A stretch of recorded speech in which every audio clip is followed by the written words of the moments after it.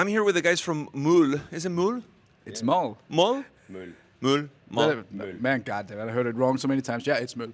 You Is said it? mall like in, Come on, it's your own band. Don't you know how to pronounce your Yeah, own I'm band's tired. name? Where's the coffee? I owe him a coffee. After this, I have to go get him a coffee. So we're here today at Inferno. These guys are playing the festival, and they just released an album not that long ago. An album that I absolutely love, and we want to know a little bit more about what went into making that record. But first of all, welcome to Oslo. Welcome to Inferno. I know you guys haven't played yet, but how has been the experience so far? Rainy? rainy and not as cold as I expected, but you know, like we're used to this. Ken, I mean, I've been sleeping the whole you've day. had- I you've mean, had you a good guys went out snooze. and had some nice food.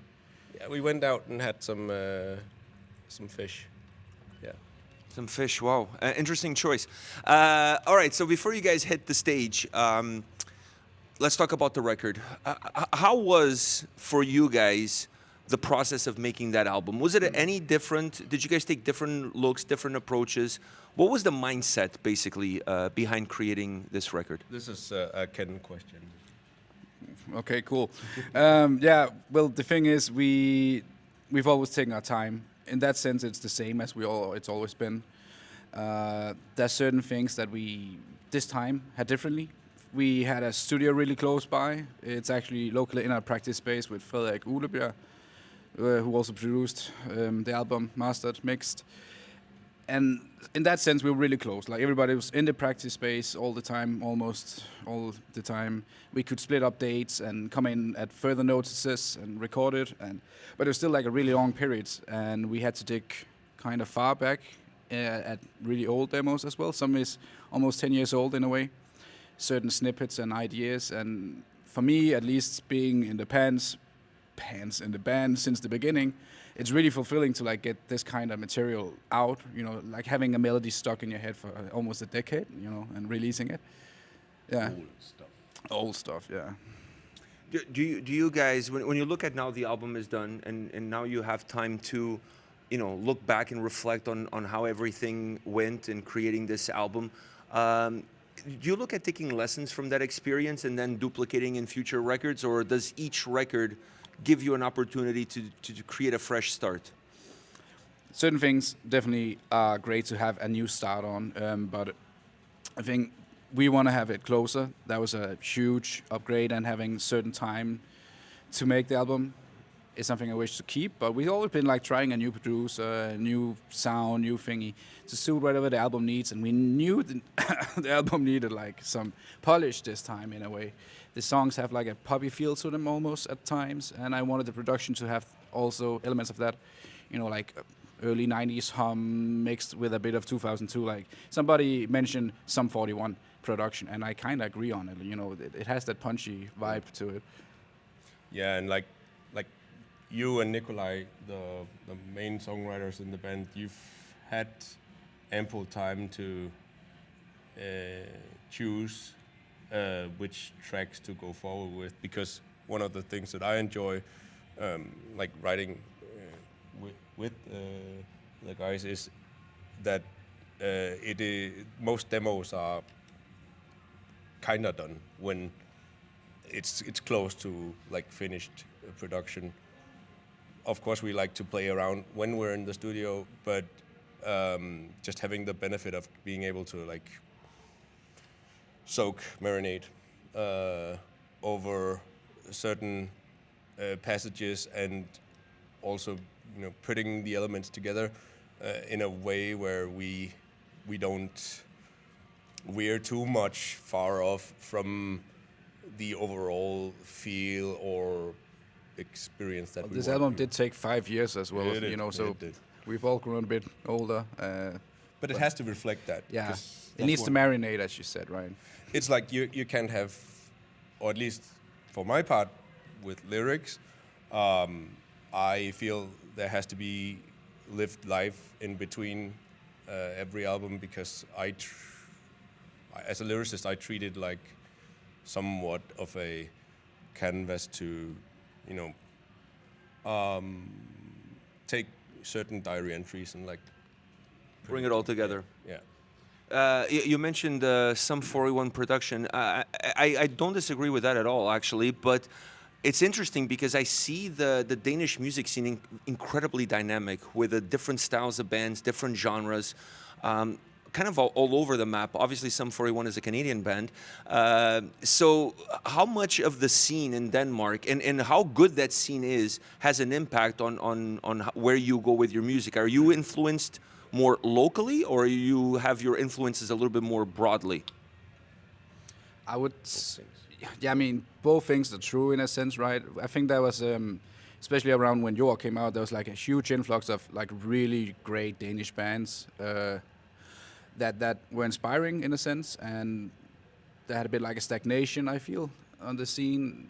And then I think, at least for my take, I look a lot all around the place and also sometimes back. You know, I found like experience new bands that I haven't heard before, right? Because there's so much music out all the time, right? So you might find like an album that's 20 years old and it's like, wow, this was really killer. You know, it's a shame I didn't hear it. Or Or you stayed off it for a period of time and then regretted not catching on at the... Yeah, like I didn't hear Deftones for like till 2015 or something, I think. And I was like, God damn it. You know, it's good stuff, you know.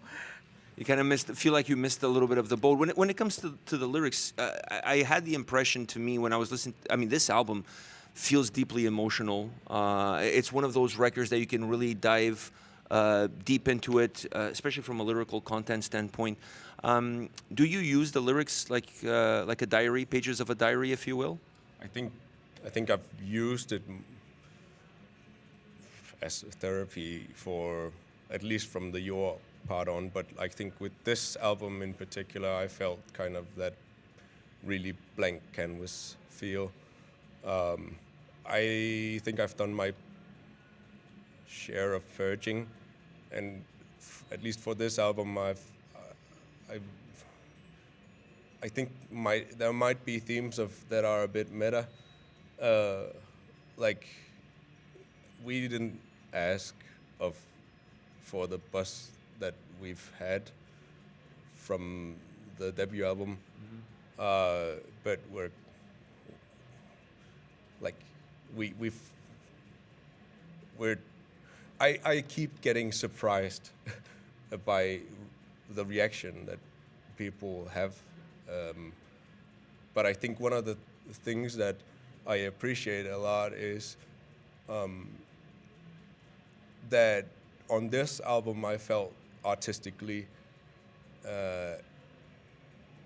and also technically, I felt like, as a vocalist, I felt like that was where I've like really pushed the envelope more than on all of the other stuff. So I'm really proud of that. When I was listening to this record, the first thing I noticed was how immersive the experience of listening to the album is in terms of vocals, lyrics, sound, the way everything kind of creates one single image, not three separate images, but one single image, which allows you to dive incredibly deep into the music, being transported by the music, if you will. And from a listener standpoint, that is incredibly important because the music makes you feel something. You may not necessarily know what that is, but it's something. Then you want to listen to more because you try to figure out what that something is. When you guys listen to your own music, do you have similar experiences, or you always see your own art a little bit more from a third person standpoint because you're the creator of that art to begin with?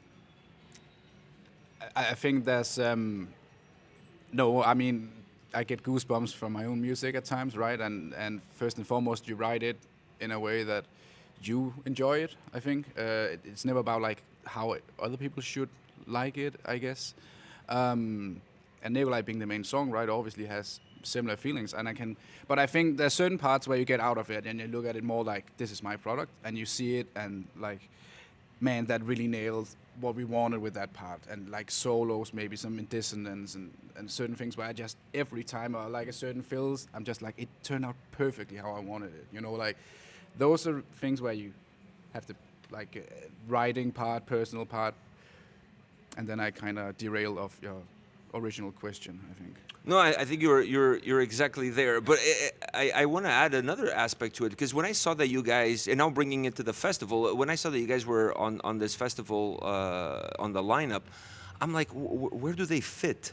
Because you guys have I mean, you're not a black metal band. The record is not a black metal album. It's very immersive, which is something that you do get out of black metal. So what are your expectations going on stage at Inferno? Fun fact, like I've had talks with Christopher Niergaard, the former like representative, when he's been to music business festivals in Denmark, and back then I really had some long talks with him where he's like, yeah, we gotta see if the crowd will like it. Just wearing a bit off, but not. Where I was like, that was back in your days, and it was way more black metal. Right? Your was closer to what we are playing with today, obviously in genres. Yeah. But I think we still have the elements that people who enjoy black metal have, right? There's the ferocity, there's like the eagerness, the passionate. I think like a lot of music, black metal especially, is like essentially quite emotional in a way, and it has the bareness. Visceral. Yeah, right. Yeah, like you can sort of feel it almost and see how it sounds, right? We play with the expectations of it, obviously. We always done that. But there's still elements of it. I wouldn't say I'm playing black metal, though. No. And I don't think that we've ever, said that we did play that. We've always been inspired by certain genres, but there's a lot of, obviously opinions on if it's profanity or not, borrowing elements. I think we have a saying, at least in Møl, that says like Møl må godt, Møl is allowed. Like you just do. Mm-hmm. Nikolai's approach to much of this is because he comes from indie rock and a lot of Britpop, and so many of his main inspirations are from the shoegaze scene, the noise rock scene. So in a way, I think you both, you introduced metal to him. Yeah, like black metal stuff, when you started out. And then we got more members in that were also black metal influenced, like you and Holger. They were maybe more in the metalcore and scene. Well, obviously Holger is also a black metal fan. I mean, I wish I could see Old Man's Child today. That's also like one of, but unfortunately that's Sunday. Then we're gonna be in Greece and play. Yeah. So we're playing some shows with Harakiri from the Sky. For real? Yeah, in Athens this Sunday. Tell them I said hi. Yeah, sure. I love those guys. I've known them for a while, so yeah, just tell them I said hi. Yeah, will do. It's interesting because like booking wise, like we've been on our Avocado booking and Kingstar booking. Now we have like James Spence who's on UTA, and it's always been difficult for many bookers to be like, where we can place you everywhere and nowhere. But I think there's a strength in that, and also a weakness. The weakness is like you can be all over the place, but we've been fitted with death and black metal packages as the atmospheric, engaging middle part. So we also look at when we go touring, is this going to be a good night? Mm-hmm. It's not us a good show, but also when we just did our headliner, having a dynamic within an evening, so you give people, put on a good show, and that you don't get 25 songs of the same kind of 1, 2, 3, 4. I'm totally down with that. I love going to a show where the first band sounds nothing like the second, and the second sounds nothing like the third, and the third sounds nothing like the fourth, and otherwise everything starts to become the same, and then it's kind of hard to tell the forest from the trees. Having said that, do you guys look at a set list differently when you're playing, for example, with Harakiri for the Sky, or you're playing here at Inferno? How do you look at the set list and decide what you think it's going to fit best for that specific performance? Nah, we usually fill it with bangers and that's it. I love that. I think that's great. But yeah, we don't really try and Well, we do have some discussions, but I think the cool thing about having more albums and more songs is that because we don't like we do evolve, but there's still some DNA. Like melody is really important, and the ferocity, like in my vocals, and the blasting sections from here and there. Like there are. I think we will always try to present as wide a palette of feelings as possible. It's also important when you just play the new album or something like that. I like discographies. Also, if I'm hearing other bands, because obviously I'm not there just to hear one album, except if it's like a album anniversary or something like that. But yeah, so we try and mix it up, get parts of everything. And I think the new album gives more variation because it is stylistically a bit divergent, I guess. Yeah, like it wears off a bit, but it's still progression, because I started with the clean singing on Diorama, or leaned more into it, and I guess I feel more like an instrument now than I did to begin with, or part of the orchestration, but. For sure, part of the overall composition. Yeah, and like we just went on our own headliner tour in the EU and UK this February, which was amazing. And one of the things that really got to me was, the album had been out for 8 days, and then you get front row people singing along, and crying, and just such a big emotional response. That's why I'm saying, like, we keep getting surprised how people not just doesn't just listen to one single, but they go through the whole discography, and they're like, I found you just yesterday, and now like I love all your shit. Yeah, that's a very rewarding experience, especially when you're on the road and you're playing. How do you go forward from now? Like, I know you said you have the show with Harakiri for the Sky. You're here playing Inferno. You did the headlining tour. What's next in store for you guys? Because I feel like there's a certain momentum with this record, and like anything in life, you kind of have to ride that wave as much as you can and continue that momentum so that the band can continue to grow and move forward. So, what do you feel will be the next steps for you guys this year? We have some shows planned, but I think much of the festival activities, main part of it, will be next year. But like with the album cycle was extended. It was such a long. We are obviously very lucky with the timing of that, and grateful for it. A lot of bands make amazing music, and I don't get that momentum and that wave that you mentioned, even though they would deserve it, essentially.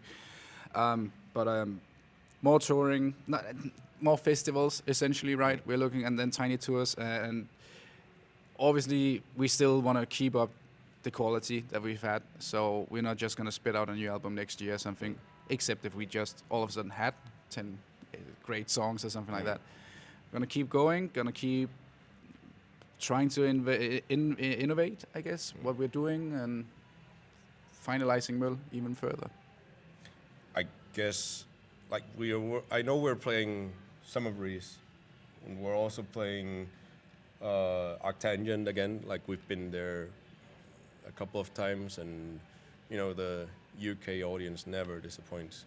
But like, for example, playing here, that's our first time in Norway, and this Sunday was our first time in Greece. So it's also being like, okay, are we revisiting territories or are we expanding?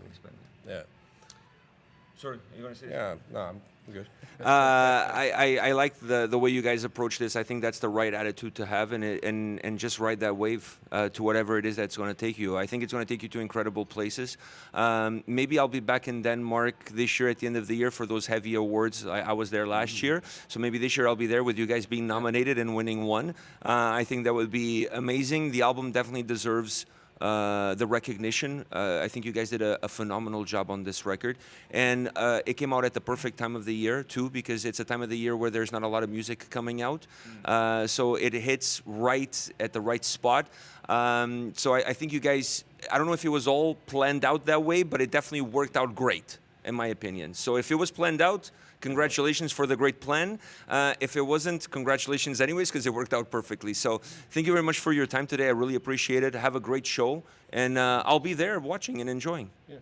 Thank you for having us, Pedro. Thank you for, everybody tuning in. Yeah. Thanks.